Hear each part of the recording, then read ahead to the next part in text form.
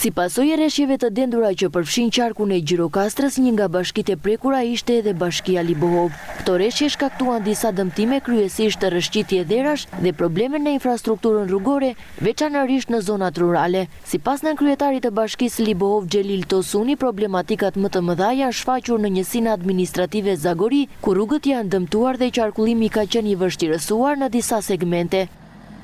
Edhe në Bashkinë Libohov kemi pasur disa problematika, kryesisht në njësinë administrative Zagorie.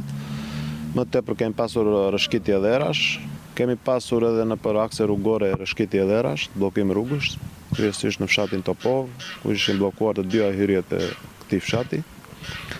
Rruga që të çon në fshatin Zhej dhe Dhiar është e pakalueshme.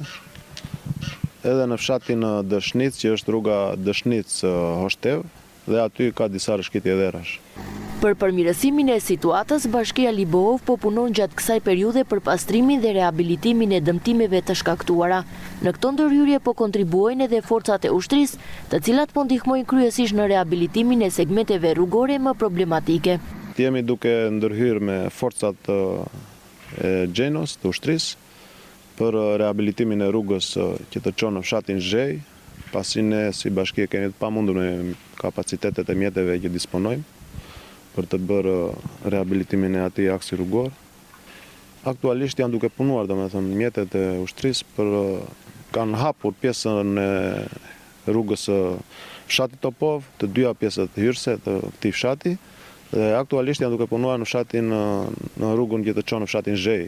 Më tej pastaj do të vazhdojnë edhe me rehabilitimin që të çon në fshatin Dhiar, pasi dhe aty ajo rrugë është shumë e dëmtuar.